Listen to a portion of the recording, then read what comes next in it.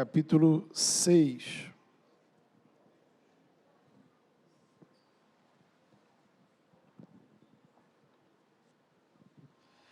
Mateus 6, versículo 20.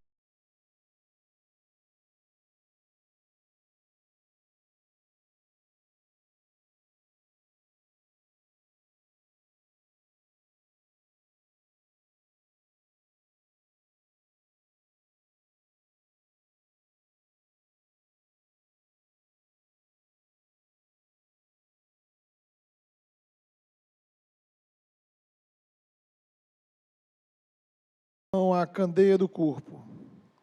Se os seus olhos forem bons, todo o seu corpo será cheio de luz. Mas se os seus olhos forem maus, todo o seu corpo será cheio de trevas. Portanto, se a luz que está dentro de você são trevas, que tremendas trevas são. Amém. Queridos, conversaremos nessa noite com Jesus a respeito da visão. Nesse texto, Jesus faz referência a dois tipos de olhos: olhos bons, olhos maus. Diferentes olhos geram diferentes resultados em nossas vidas. De acordo com Jesus, olhos bons nos proporcionam uma vida cheia de luz. Olhos maus, uma vida mergulhada nas trevas. Então, o que será que Jesus quer nos ensinar com isso? Os olhos aqui são usados com Jesus como uma metáfora para a visão da vida. Na linguagem de hoje, diríamos que Jesus está se referindo às lentes que usamos para compreender o mundo e a realidade. Então, trata-se de um tipo de mentalidade, um filtro, através do qual nós avaliamos a realidade que está ao nosso redor. Então, o corpo, por sua vez, é usado por Jesus como uma metáfora para a vida. Então, quando Jesus diz que o seu corpo pode ser cheio de luz ou de trevas, ele está se referindo à nossa vida como um todo. Ou seja, vamos ter aqui dois tipos de vida: uma vida cheia de luz ou uma vida dominada pelas trevas. Jesus está tratando da condição interior do ser humano. Estamos aqui no contexto do Sermão do Monte, que começa lá no capítulo 5 de Mateus, e justamente no capítulo 5, Jesus afirmou que os discípulos dele são luz do mundo. Veja você, luz para o mundo. E aqui nestes versículos ele está dizendo que os nossos olhos funcionam como lâmpada. Dependendo de nossa visão, dependendo da forma como interagimos com a vida ao nosso redor, o nosso interior, o seu interior, pode estar iluminado ou em trevas.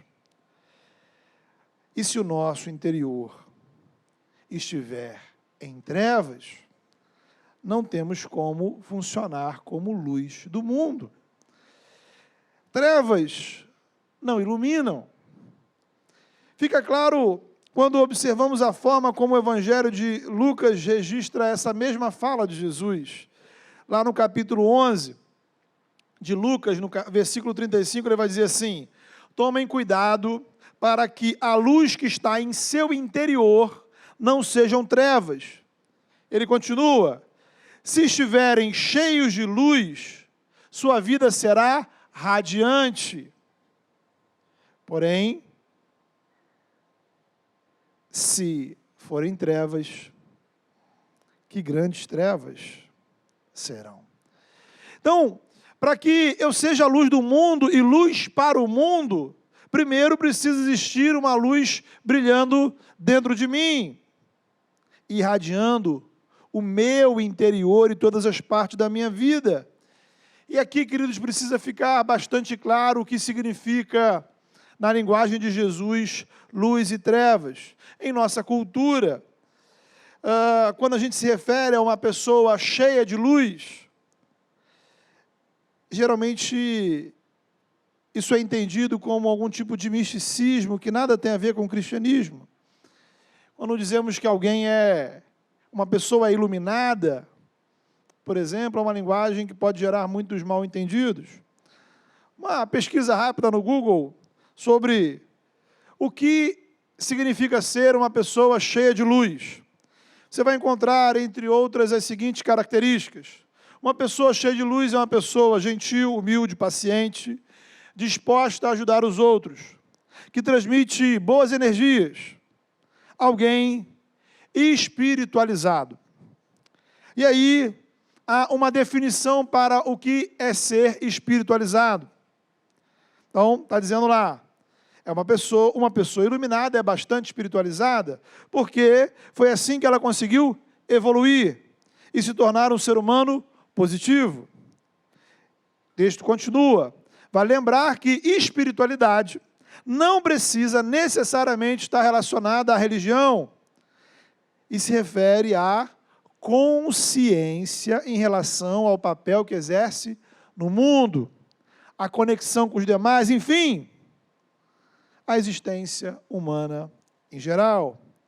Então, nessa perspectiva que resume bem o senso comum da nossa sociedade, ser alguém espiritualizado nada tem a ver com Deus, nada tem a ver com relacionamento com Deus, nada tem a ver com Jesus, com o Espírito Santo, com graça, com o Evangelho, nada disso. É uma espiritualidade que nada tem de espiritual, apenas humana. Então, ser espiritualizado, dessa perspectiva, é ser uma pessoa legal, bem resolvida, que ajuda os outros. Poderíamos dizer que é um jeito simpático de você ser ateu. Ou, em outro sentido, é você estar aberto a todas as formas de religião, sem se comprometer com nenhuma delas. Só que nada disso tem a ver com Jesus, nada disso tem a ver com o Evangelho. Jesus vai afirmar explicitamente, eu sou a luz do mundo, João 8,12. E ele continua dizendo, quem me segue não andará em trevas, mas terá a luz da vida. Então a luz do Evangelho tem a ver com a revelação da graça de Deus em uma pessoa, a revelação da graça de Deus em um conjunto específico de eventos delimitado no tempo e na história. A luz do mundo é o Filho de Deus, que se encarnou e viveu entre nós. A luz do mundo é a glória de Deus revelada em Jesus de Nazaré. A luz do mundo tem a ver com a morte de Cristo na cruz e sua ressurreição. A luz do mundo é a nova vida que o Senhor nos proporcionou em Cristo, pelo perdão e pelo agir do Espírito. A luz do mundo é a esperança que temos em Jesus, a esperança de uma nova vida e de um mundo novo e de uma vida eterna. Crer em Jesus significa, então, admitir, reconhecer que este mundo, esta realidade, está em trevas espirituais, porque está em rebelião contra Deus. Crer em Jesus é reconhecer que Ele é a luz do mundo, que pode nos resgatar destas trevas, trevas do pecado, trevas de um vazio existencial, trevas de uma vida oprimida, trevas de uma existência sem significado, para experimentar a luz da comunhão com Deus. Colossenses capítulo 1, Paulo vai dizer que Ele nos libertou do império das trevas e nos transportou para o reino do amor de Deus. A luz de Deus resplandece na pessoa e obra de Jesus. O pai de João Batista, chamado Zacarias, ele cantou assim, Jesus é o sol nascente, que veio iluminar os que estão nas trevas e na região da sombra da morte, os guiando ao caminho da paz. Jesus é a luz. Quando cremos nele, passamos a estar em Cristo e aí, consequentemente, nos tornamos luz do mundo. Somos luz na medida em que estamos em Cristo, que é a luz. A luz de Deus brilha no mundo em Jesus. A luz de Cristo brilha no mundo através dos discípulos de Jesus. Até que no mundo inteiro não haja mais trevas. E esse dia vai chegar. Vale destacar como o Apocalipse descreve esse dia de forma maravilhosa. No capítulo 21, vai dizer que nos novos céus e nova terra não precisarão nem de sol nem de lua, pois a glória de Deus a iluminará, e o Cordeiro será a sua lâmpada, e todos andarão em sua luz. E ali não haverá mais noite. Louvado seja Deus.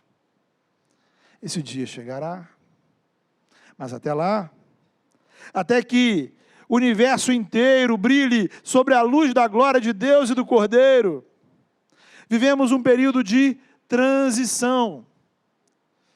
Paulo descreve essa transição como a mudança da noite para o dia. A noite desse mundo pecaminoso está acabando. E o dia da plenitude está nascendo. Romanos capítulo 13, Paulo vai dizer: a noite já vai tarde, já está acabando. O dia logo está nascendo. Portanto, deixemos de lado as obras das trevas e nos vistamos com a armadura da luz. Então, queridos, assim, a nossa missão como igreja e cristãos nesse mundo é fazer resplandecer a graça de Deus, individualmente por nossas ações e como comunidade. Se Jesus é a luz, os cristãos são luz, a igreja como corpo de Cristo é a lâmpada que manifesta a luz do Evangelho nesse mundo, nesse tempo. Se luz é a nossa identidade, as obras da luz precisam ser nossas ações. Capítulo 5, Jesus vai dizer aqui em Mateus: brilhe a luz de vocês diante dos homens, para que vejam as suas obras. Vejam o quê? Não é o nosso rostinho simpático. Vejam as nossas ações, as nossas atitudes, as nossas obras e glorifiquem ao Pai que está nos céus. A luz tem a ver com quem somos e com o que fazemos. Isso nos leva a um ponto muito importante da espiritualidade segundo Jesus. O que traz a gente de volta aqui para o texto de Mateus 6. Jesus vai ensinar para a gente que existe uma conexão, veja você, uma conexão entre aquilo que a gente faz, as nossas ações e a condição espiritual do nosso interior. Ele enfatiza isso quando mostra que não é o que vem de fora que contamina o ser humano, mas é o que vem de dentro do coração. De nada adiantava os religiosos da época terem uma higiene impecável e participar de rituais religiosos de purificação, se eles não lavassem os corações. A ética de Jesus aqui no Sermão do Monte, justamente, ela propõe para a gente uma mudança de foco. Veja você. Do comportamento exterior para a realidade interior.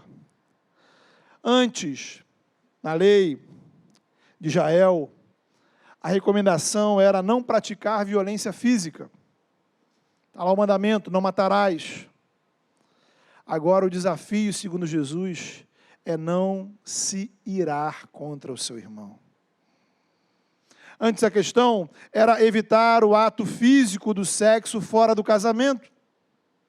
Agora, segundo Jesus, o desafio está a vigiar para onde estamos olhando e em quem ou no que estamos pensando.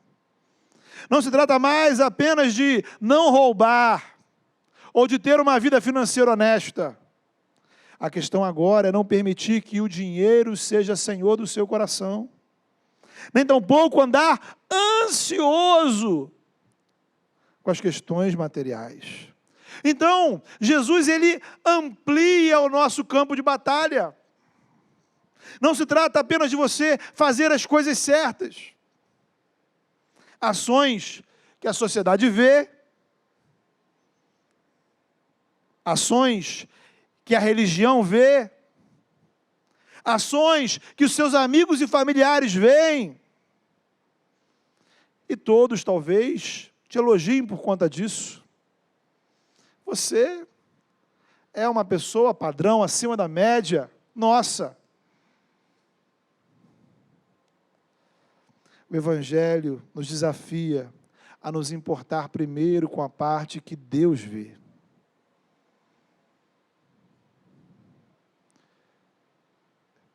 Como está o seu interior? Dentro da sua alma, dentro do seu coração, dentro da sua mente. A luz ou a trevas? Algo que eu tenho me dado conta ao longo dos anos do ministério e da vida cristã é que o cristianismo que eu aprendi, que até certo ponto eu ensinei, o cristianismo que é praticado por boa parte dos cristãos, é um cristianismo que não se preocupa em desenvolver o interior. A gente se contenta em fazer uma meia dúzia de coisas certas, dentro e fora da igreja, e a gente já se avalia acima da média. As pessoas nos olham com aprovação. Poxa, tem um monte de gente lá fora fazendo um monte de coisa errada, e a gente está aqui dentro fazendo coisas certas. Nossa, poxa. Usando a linguagem de Jesus aqui, a gente não se preocupa em desenvolver a nossa luz interior. Falta evangelho dentro de nós. Falta evangelho em nossos pensamentos, em nossos sentimentos, em nossas motivações, em nossos desejos. Falta-nos a preocupação com o desenvolvimento espiritual interior a partir do coração. E porque a gente não trabalha esta parte, infelizmente, vivemos uma espiritualidade superficial.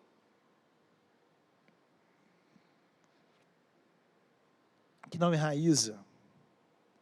E acontece o que Jesus diz aqui. Veja, a luz que há em nós vai sendo suplantada pelas trevas. Nós nos preocupamos tanto com as trevas exteriores, isto é, os problemas do mundo, a degeneração da sociedade, os não crentes, a corrupção, a violência, os perdidos. Mas não nos atentamos às trevas que vão prosperando dentro de nossa alma. E aí um dia a gente é surpreendido com a notícia, poxa, fulano deixou a igreja. Fulana abandonou a fé. Aí você fica, nossa, mas como assim? A pessoa estava lá do meu lado na igreja, estava servindo, estava orando, estava cantando. Pois é. Ocupações, mas um coração vazio da graça de Deus. É por isso, queridos, que a nossa maior batalha espiritual é contra nós mesmos. Tem muita gente dentro da igreja com um coração dominado de trevas. Eu sei que talvez você nessa hora pense o seguinte, poxa, pastor, só não sabe a luta. A luta que foi para mim vir ao culto hoje. Como é difícil sair de casa, como é difícil chegar até aqui, aí o senhor vai dizer que existe ainda uma luta mais difícil que essa. Então, meu irmão, minha irmã, eu sei, às vezes é difícil a gente vir ao culto, a gente vir à igreja. Às vezes é difícil para mim. Louvado seja Deus, você veio. Você já é um vencedor. Você está aqui, de fato, é uma grande vitória espiritual. Como já falei aqui outro dia, só quem fica feliz quando você não vem ao culto é o diabo. Estar aqui é vencer uma batalha espiritual. Porque a igreja, enquanto expressão local do corpo de Cristo, é esse espaço onde recebemos recursos do céu para renovar espiritualmente a nossa mente, para curar espiritualmente o nosso coração, para transformar nossos pensamentos e sentimentos. Se eu estivesse em casa vendo Netflix, nós não estaríamos tendo essa conversa. O Espírito Santo atua entre nós, através dos meios de graça, no exercício dos dons espirituais, de modo que, neste momento, Ele ministra a graça do céu ao seu coração.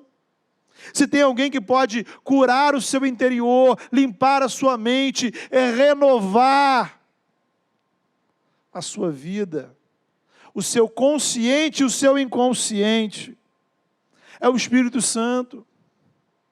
O apóstolo Paulo, quando ele nos recomenda a transformação, ele justamente aponta nessa direção. Ele vai dizer: não vos conformeis com este mundo, mas transformai-vos. Quem é que vai se transformando? É o mundo? Não, sou eu. Eu vou me transformando como? Pela renovação do quê? Da minha roupa? Da minha mente, do meu coração, do meu interior. Por isso, a gente não pode achar que a batalha termina quando você entra aqui e senta na cadeira. Vim ao culto de manhã, vim ao culto de noite, poxa, ó, já cumpri minha parte. A mera presença física na igreja não muda a sua vida. Então você precisa efetivamente admitir as trevas que existem dentro de você. E colocar diante do Senhor os seus pensamentos, sentimentos, desejos, medos, anseios, traumas, dores, idolatrias. Você precisa pedir ao Senhor para, de fato, mudar certos aspectos do seu pensamento, da sua maneira de enxergar a vida. Talvez existam convicções que você precisa abandonar. Padrões de pensamento que você precisa alterar. A solução não é deixar de vir ao culto. A solução não é deixar de participar da igreja, ao contrário. É junto com outros irmãos e irmãs que encontraremos recursos espirituais para a renovação espiritual integral, interior e exterior, das emoções, das ações, dos pensamentos e atitudes. Isso nos leva a um ponto interessante do texto, que são os olhos. Jesus fala que os olhos são a lâmpada do corpo. Na cultura antiga, especialmente na cultura judaica, as conclusões que se tirava da vida e do mundo era sempre a partir do que se via. Conhecimento vem pelos olhos, pela observação. Então, a visão influencia a opinião que eu tenho da vida. Hoje em dia, quando a gente fala de estudo, de ciência, conhecimento, não trabalhamos apenas com o que os nossos olhos veem. Somos ensinados a desenvolver um conhecimento teórico, abstrato, dedutivo, enfim. Agora, quando falamos da nossa vida, não de teorias e equações, mas dos desejos que estão no seu corpo, nas vontades que estão na sua alma, nos sentimentos, nas emoções que acontecem dentro de você, os olhos continuam fundamentais. Observe que A sociedade está o tempo todo treinando o nosso olhar. Somos estimulados a olhar e enxergar certas coisas e a ignorar outras. O principal instrumento de entretenimento dos últimos 60 anos foi a televisão. Então, de crianças aos idosos, quantas horas por dia passamos na frente da televisão assistindo imagens que foram, naturalmente, previamente escolhidas para nos estimular a certas coisas. Quem são os atores, quais são os diálogos, quais são as histórias, quais são os programas, quais os tipos de filmes, quais as narrativas das novelas, das séries, dos filmes, dos desenhos, quais notícias, o que passar, o que não passar. Nada disso, irmãos, é aleatório. Os produtos que iremos comprar são determinados pelos comerciais. Podemos dizer que nos últimos 20 anos, a televisão ela perde o seu status para o smartphone. Porque, afinal, a gente também pode ver televisão no celular.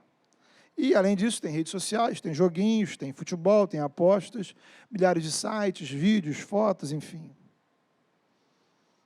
Então, a questão aqui não é você ficar meio alucinado com algum tipo de teoria da conspiração. Mas é uma reflexão simples e óbvia. Tudo isso vai reproduzir a cosmovisão da sociedade, do mundo. Os estímulos visuais não são inofensivos. Se não fossem, ou se fossem, as empresas não gastariam milhões em campanhas publicitárias. Então, por meio de todas essas plataformas e estratégias, a sociedade está educando o nosso olhar. Ela cultiva em nós certos interesses, prende a nossa atenção em certos assuntos e temas, fomenta em nosso coração e mente certos desejos e comportamentos. Então, de certa maneira, tudo que você vê na televisão, no tablet, no computador, no celular, ou mesmo nas propagandas da rua, tudo isso está te fazendo a seguinte pergunta. Ou melhor, diante de tudo isso, nós devemos fazer a seguinte pergunta: que tipo de comportamento eles querem que eu tenha? Sempre, sempre, sem exceção, há uma forma de vida que está sendo ensinada. Sempre. Há atitudes que quem produziu aquele material quer que você tenha. Sempre. Em 100% dos casos. Óbvio que na época de Jesus a coisa era diferente, mas naturalmente o elemento visual era importante, tanto é que Jesus está falando sobre isso. Agora é certo que nós e a nossa sociedade chegou a um extremo em relação a esse ponto. E aí aqui a gente volta para o coração, porque há um círculo vicioso. O seu coração influencia o seu olhar, e o seu olhar influencia o seu coração. Um coração incrédulo não presta atenção na realidade espiritual do Evangelho. Alguém que não presta atenção na realidade espiritual do Evangelho, provavelmente vai ter um coração incrédulo. Se a sua mente está dominada por sensualidade, os seus olhos sempre estarão à procura do sensual, em todas as situações. E quanto mais você alimenta os seus olhos com o sensual, mais sua mente ficará impregnada de sensualidade. Aqui no contexto, Jesus está falando especificamente do dinheiro, se você prestar atenção. Um coração materialista, em todas as situações, terá o seu pensamento determinado pela relação custo-benefício. Seja lá o assunto que for, a mente da pessoa sempre vai estar em como ela pode ganhar mais e gastar menos. Por outro lado, Quem sempre está olhando e pensando para a questão do custo-benefício, terá um coração que serve sempre ao dinheiro. Ou seja, nunca pensará na providência de Deus, não terá nenhuma disposição à generosidade. O princípio de que os valores espirituais superam os materiais são pensamentos que nunca, nem sequer passarão na cabeça da pessoa. Por quê? Porque os olhos do indivíduo foram treinados a olhar para o lado financeiro da questão. É o pensamento que domina o coração dele. E a gente poderia multiplicar os exemplos. Por que diante de um problema, a gente nem sequer considera a possibilidade de parar e orar? Porque há pessoas que quando olham para alguém, só conseguem perceber os erros e falar mal. Porque há pessoas que são incapazes de fazer algo bom em favor do outro. Porque algumas pessoas, ou para algumas pessoas, o perdão é uma alternativa inexistente. Porque há pessoas que sempre acham que por detrás de um ato de bondade há uma segunda intenção. Porque há pessoas que sempre estão esperando o pior. Porque há pessoas que são completamente indiferentes ao sofrimento alheio. Porque há pessoas que se sentem bem em fazer o mal quando este mal as beneficia. Portanto, o Evangelho, irmãos, em primeiro lugar, nos oferece uma libertação, uma transformação do coração e da visão. Desde o nosso nascimento, progressivamente, a nossa mente, o nosso interior, vão acumulando maldades e pensamentos negativos. Já nascemos pecadores e dia após dia, o mundo vai treinando a nossa visão. Em todas as situações, nossos olhos, eles estão muito bem treinados para enxergar o pecado. E quanto mais a gente olha para o pecado, mais o pecado está nos lugares que a gente vai, nas decisões que a gente toma, nas conversas que a gente ouve, mais o pecado vai acumulando o nosso coração. O seu coração determina os seus olhos a sua atenção alimenta o seu coração. Pronto. É um processo maligno que se retroalimenta. É a pedagogia do mal. O tempo todo, em todo lugar, de todas as formas, fazer com que os seus olhos e o seu coração estejam distantes do Evangelho, mas fixos neste mundo pecaminoso nos seus valores. Por isso, em primeiro lugar, precisamos da libertação. Um coração que é liberto do domínio do pecado. Destronar os senhores que querem nos escravizar, não ser mais dominado pelos ídolos do dinheiro, da sensualidade, da vaidade, do egoísmo, da maldade. Precisamos de um novo coração. Precisamos ser libertos desses olhos que relativizam o mal relativizam o bem e só enxergam o mal. Olhos divididos, olhos distraídos, olhos interesseiros, olhos incrédulos, olhos sem esperança. O Evangelho, queridos, é o poder de Deus que nos oferece um novo coração e uma nova visão da vida. Uma nova visão sobre Deus, uma nova visão sobre eu mesmo.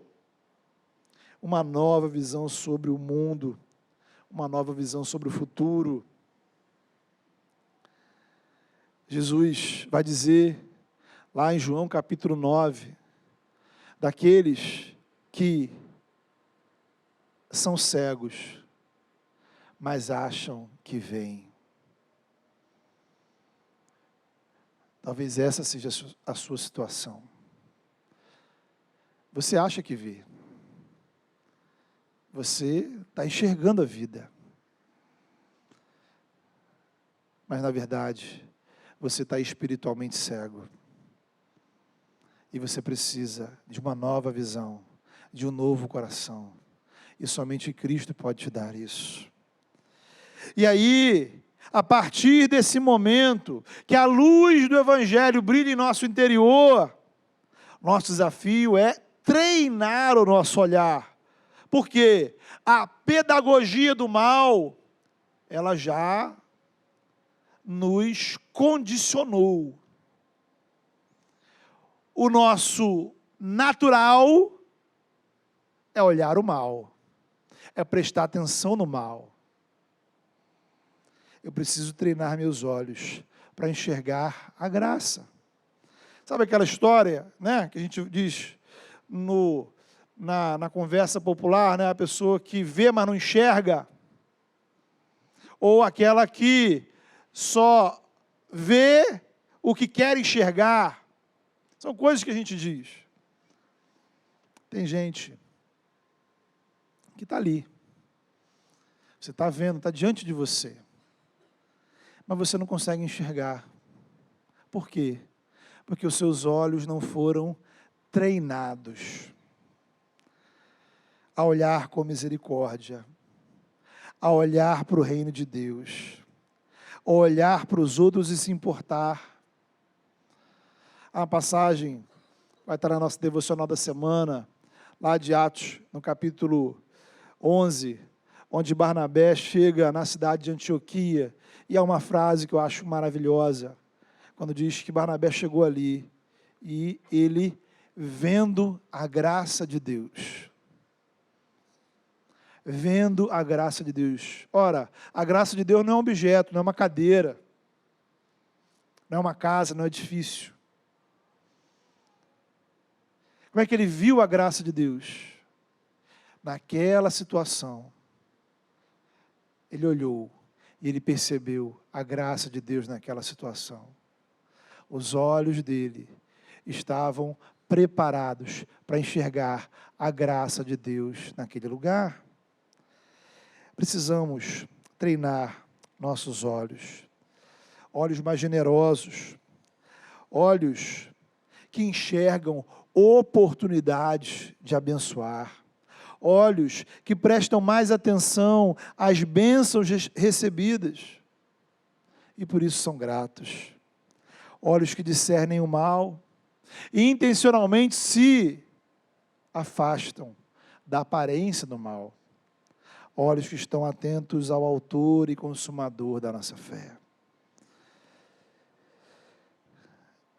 Olhos que precisam ser treinados, irmãos. É um movimento contra-intuitivo.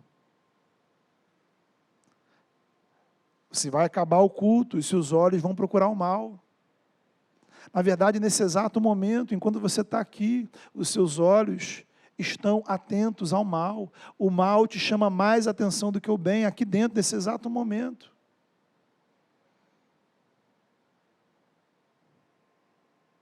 Então você precisa forçar o seu olhar em outra direção. Você precisa educar o seu olhar. Você precisa estabelecer um processo pedagógico para o seu olhar. A escola do mundo não para. A escola do mal não fecha. Quem muda o seu coração é Cristo. Quem ilumina o nosso interior é Cristo. Agora, você precisa vigiar seus olhos e treinar o seu olhar.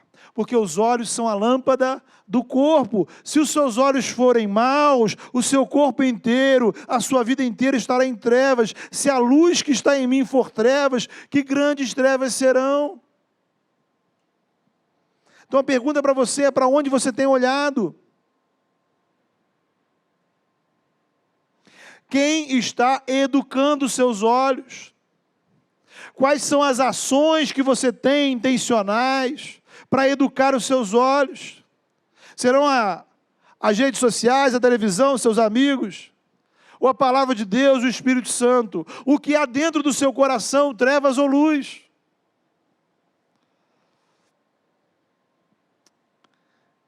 Você é alguém que ilumina os outros com a graça, com a esperança do Evangelho?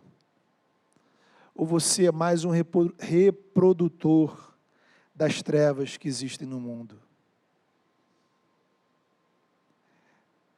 Então, meu querido irmão, minha querida irmã, eu quero desafiar você a assumir um compromisso. Você vai orar aqui agora. Mas precisa ficar bem claro para você que essa oração, ela é o primeiro passo de uma longa caminhada. Você precisa se conscientizar em Deus que você precisa treinar repetidamente um olhar voltado para a graça de Deus e o Evangelho, até que os seus olhos sejam bons, para que a luz que há dentro de você seja luz. E aí, se a luz que estiver dentro de você for luz, você será luz do mundo, luz para outros, luz que ilumina. Mas é um processo que começa com você assumindo um compromisso de mudança de hábitos. Fale com o Senhor.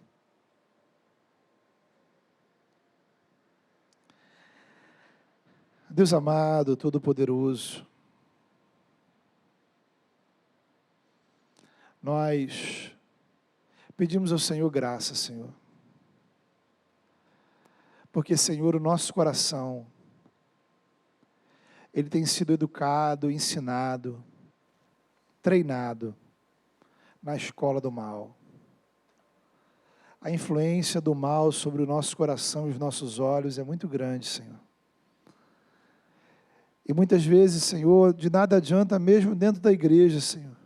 Mesmo servindo o Senhor na igreja, nossos olhos só enxergam o mal. Por isso, Senhor, nós pedimos, tem misericórdia de nós. Pedimos ao Senhor a graça e a ação do Espírito Santo, que pode lavar e mudar e purificar e renovar, Senhor, nosso interior. Para que tenhamos, ó Pai, novos corações e novos olhos, ó Pai, uma nova visão. Aqueles que aqui chegaram, Senhor, com o seu coração dominado, Senhor, pelas trevas do mundo, que a luz da Tua glória, que a luz do amor do Senhor revelado em Jesus, que a luz do perdão que há em Cristo, que a luz da salvação revelada na cruz do Calvário, possa brilhar e resplandecer sobre nós. Que corações que chegaram aqui, Senhor, presos, ó Pai, nas trevas, encontrem libertação, encontrem salvação, encontrem cura, encontrem, Senhor, a transformação que só o Senhor pode fazer de dentro para fora.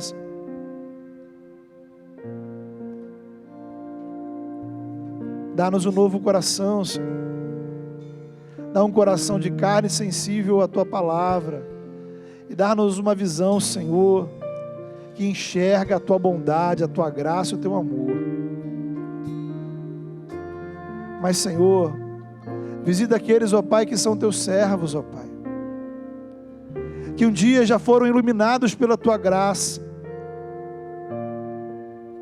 Mas apesar, Senhor, dessa luz ter brilhado sobre nós, os nossos olhos, ó Pai, têm sido mais influenciados, ó Pai, pelo mundo do que pelo Teu reino. E assim, ó Pai, na medida que os nossos olhos são maus, a luz que há em nós vai virando trevas. Dai-nos, ó Deus, a força, a disposição, a decisão e o compromisso, Senhor, de treinar o nosso olhar, de disciplinar o nosso olhar, para nos desviar dos valores do mal, do mundo, do pecado, e prestar atenção no Teu amor, na Tua graça, nos valores do Teu reino. Senhor, em nome de Jesus, que ao olhar para nós mesmos, que ao olhar para a nossa família, que ao olharmos para as situações da nossa vida, que ao olharmos, ó Pai, para o nosso dia a dia, para olharmos dentro da igreja, para olharmos para o Senhor, que possamos, ó Pai, enxergar, ó Pai, a Tua vontade, que possamos aprender, ó Deus, a treinar o nosso olhar, a termos exercícios espirituais, que possamos, ó Pai, nos expor à influência do Evangelho, para que a Tua bondade, a Tua graça, o Teu amor, o Teu reino influenciem mais nossos olhos do que o mundo, do que o pecado. Dá-nos uma nova visão, Senhor, que possamos ver a Tua bondade, enxergar o Teu amor e assim praticar luz do mundo que ilumina aqueles que estão ao nosso redor. Louvado seja o Teu nome, em nome de Jesus.